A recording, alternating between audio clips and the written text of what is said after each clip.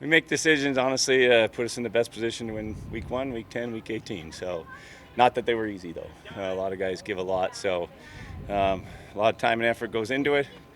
We evaluate every practice, but the decision making is based on basically trying to win the most games.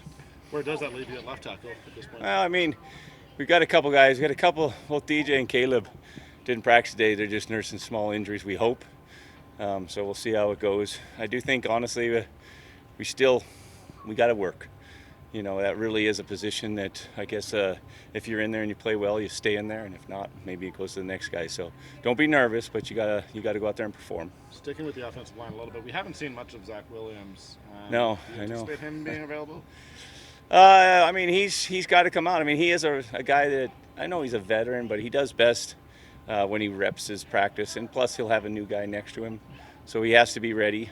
He's close, but you know, I always find we're competing super hard in week 1. We want to win, but you know, a guy like that, if I don't feel he's quite ready, I'll have to go in another direction.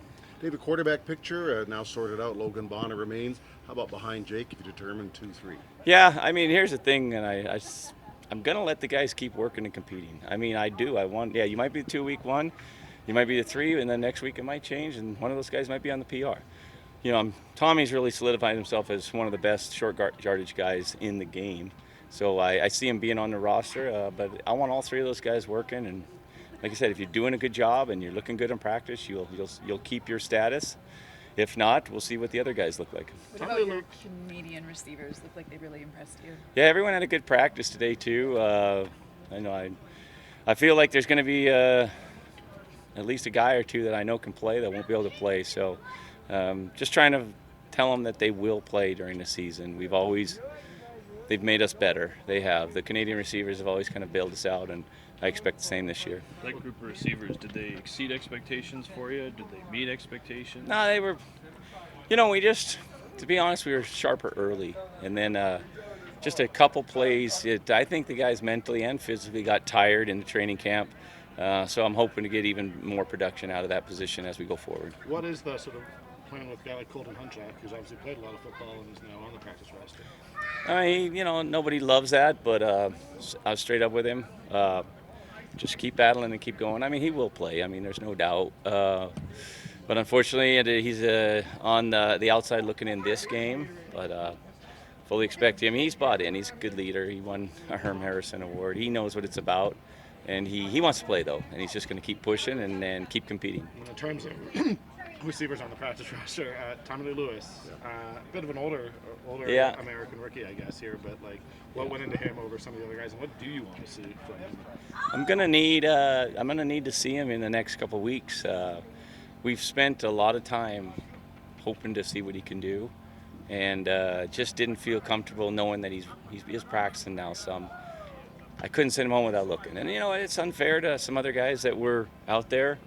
But that's just what we did, and I got a lot of respect for what he does. And like I said, he's a 6-7 year NFL guy, and he's willing to be on a practice roster, and he wants to be up here. So I'm hopeful that he's out here competing and shows us what he can do this week as well as in the future. Mike Moore, kind of unretired, I guess. What are your expectations of him as he's in camp now? Yeah, we've got with the rule with that in place, we've got 10 days to kind of evaluate him, let him get up to speed. He could play this week if he's the right guy. I do think camp matters, though. I think it is, yeah, you're a good player, but you got to learn what we do and your fitness level and all those type of things. But I got faith that he will be a valuable member of our D-line as we move forward. All of these moves do seem to signal a bigger role for Trey Adams-Dukes at this point. Did he show you what you wanted in camp and doing? Is he ready for that sort of KJ role a little bit? I think he had up and down a little bit early, but I thought he really turned it on, and we gave a lot of other guys reps in that spot. I just felt like he was the best guy, and he has shown good leadership. I know he's a worker, and I think his game obviously needs to improve, but it is improving, and that comes from playtime. Coach, middle linebacker was open going into training camp. Can you tell us about what you saw from Mike Holloway and maybe that group in general? He was open. You know, Silas practiced today for the first time in a while. We're hopeful Perry Young also gets healthy. He's close. And to me, Micah, it was a good battle, and guys played well in there, but he just has that extra little jump, that extra leadership, physicality, things we like.